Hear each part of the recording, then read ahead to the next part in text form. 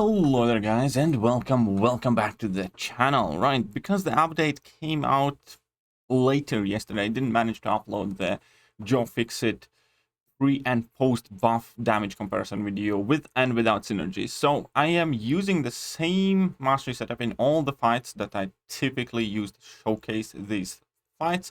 It's my basic mastery setup with maxed out deep wounds, no points in glass cannon, just fairly straightforward basic mastery setup. And this is pre-buff Fixit. And we can clearly see that he's not really doing all that well. I'm not fighting Winter Soldier for the simple reason because I wanted to avoid even further damage reduction because of the class disadvantage, because I knew this is going to take a while. There is one thing to note about Fixit, even in this fight, but especially after he gets buffed. And that is the fact that his hit count is quite significantly inflated because of the multi-hit level 1 spamming, which is kind of like the best way to go. Now, I wasn't entirely sure what will be his rotation after the buff. So in the initial fights, I actually kind of like go to my level 3 maybe a couple of times, drop a couple of level 2s, just to kind of like mix it in. But it turns out that even after the buff, you basically just spam level 1s. So if anything, the hit counter in this fight should have been even higher, perhaps, because I use level 2s, which I kind of don't afterwards. Anyhow, all that being said and done, we can see that level 3 did like 2000 damage. And he's critting for like 900 something. And I'm purposely staying in this clubs phase because that is the one that gives me crit rate. And we can see that in longer fights, he actually crits pretty much like a Rocket Raccoon on almost every hit, or like 4 out of 5 hits typically are crits. So with that, I figured that would be my best way how to approach this fight, because that rage and the attack bonus that he could be getting is based on his missing health. And, you know, I'm not running recoil, therefore my missing health isn't, missing much. So that was actually quite fun discovery, that pre-buff, he could crit like a machine. He probably was the most crit-friendly science champion, I guess. But obviously, his damage is quite awful. I'm not going to show the entire fight. It lasts nearly 7 minutes. And we can see that hit counter is quite brutal as well. Even Hawkeye did like 400 hits against Winter Soldier pre-buff with no synergies. And this guy goes to 500 and 530 hits.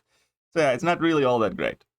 On top of that, as often is the case with the older champions, he doesn't really have many synergies that significantly enhance his damage. So I just kind of went with Mr. Fantastic She-Hulk Power Sting synergy, just because She-Hulk and Hulk give synergies to Fixit as well. And then we brought in Kingpin because he does have a unique synergy with Kingpin as well that gives him extra attack, I think, as long as opponent has a debuff on them. And that is pretty much it. And we're going in with a synergy team, and it really doesn't help too much. It doesn't have specific synergy team. This isn't kind of like a super valuable showcase of mega damage difference, because often we get these older champions, like Hawkeye even, who went from like 400 hits without synergies to 200 hits with synergies. So there's like a major improvement. Like Black Panther used to have that, and Storm has that, and plenty of other older champions have quite a lot of synergies where if you fully dedicate a team to them, which is something you would never do in real life, in real questing scenarios, then they have actually decent / good damage outputs. But Fixit's not one of those champions. Fixit's not one of those champions, and he goes from 530 hits to 396. It's better, but it's not significant improvement. Now though, we do have to look at him after the buff. And again, I'm not saying I'm playing him perfectly. I'm sure there's quite a lot more playtesting to do and things like that. But his kit is way more interesting.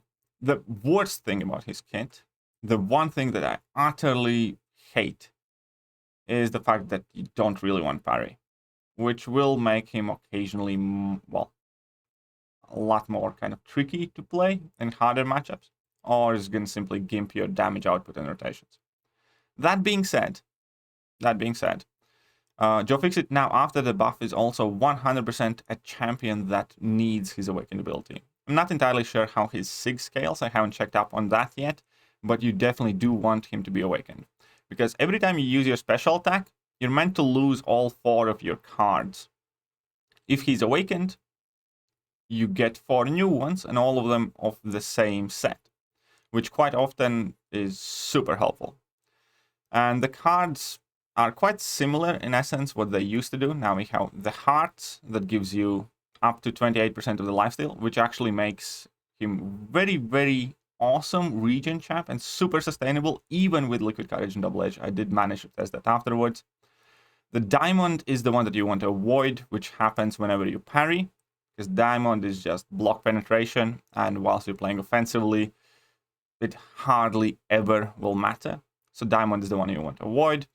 Then you have clubs, which is this one, which is one of the better ones, which gives you improved combat power rate. And we can see that he's gaining significantly more power.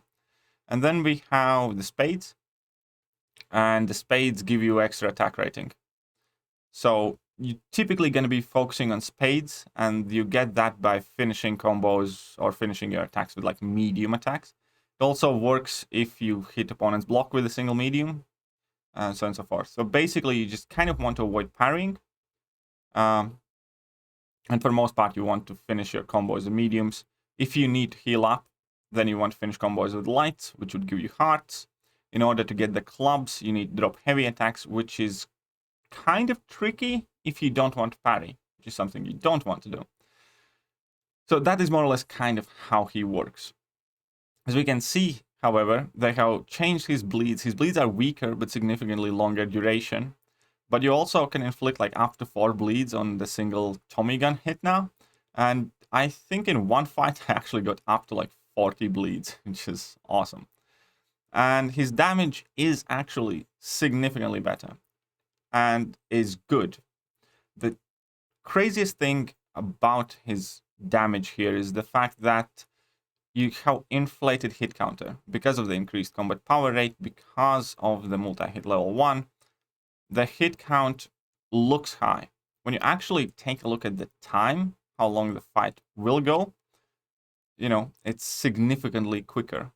And once I will test him out with like Liquid Courage Double Edge, and I do plan on taking him up to rank 2.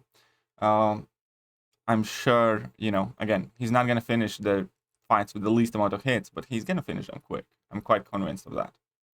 But that is more or less how you play him. You can go for level 2s.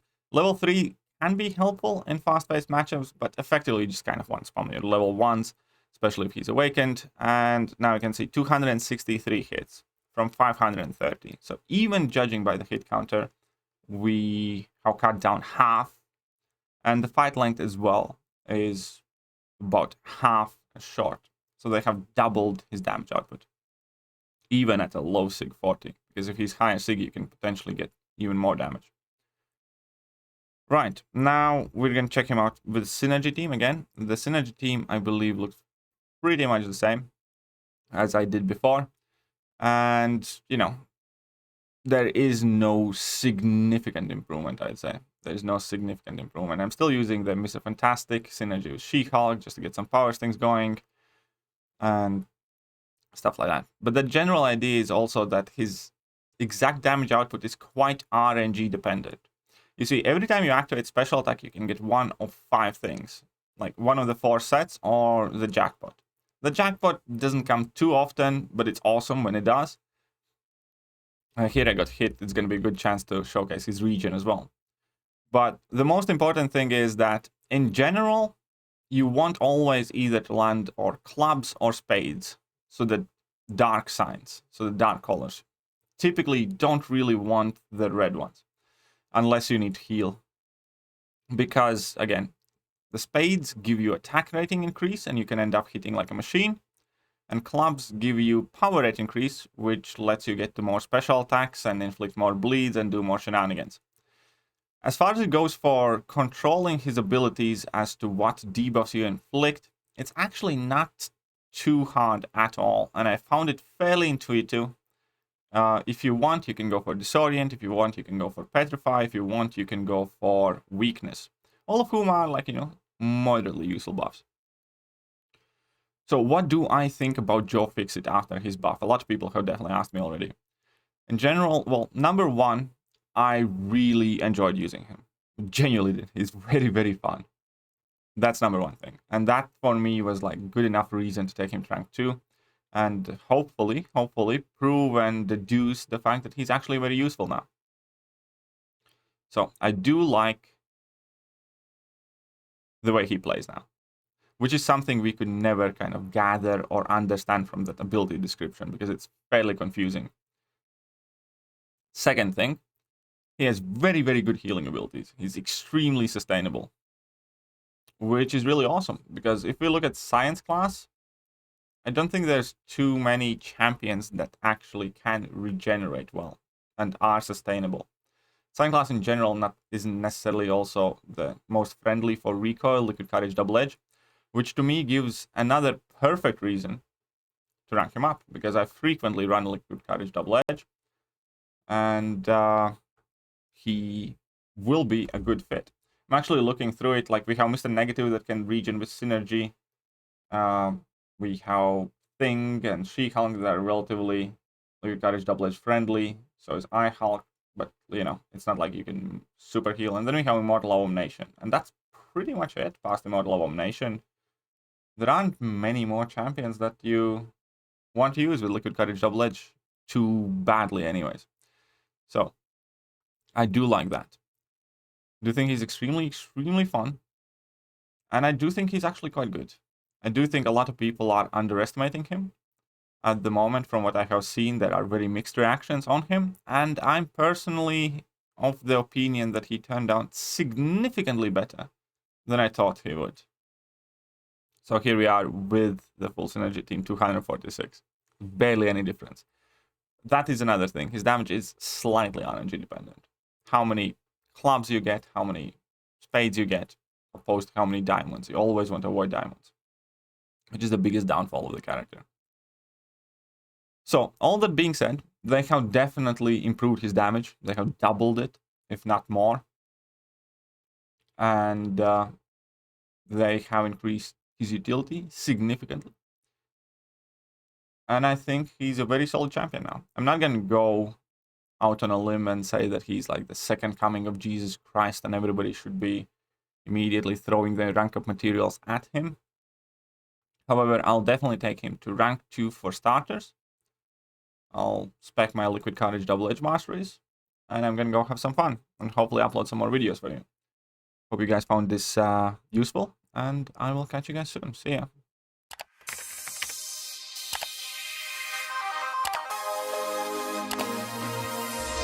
Hello there guys, and welcome back to the channel. So we have all the information about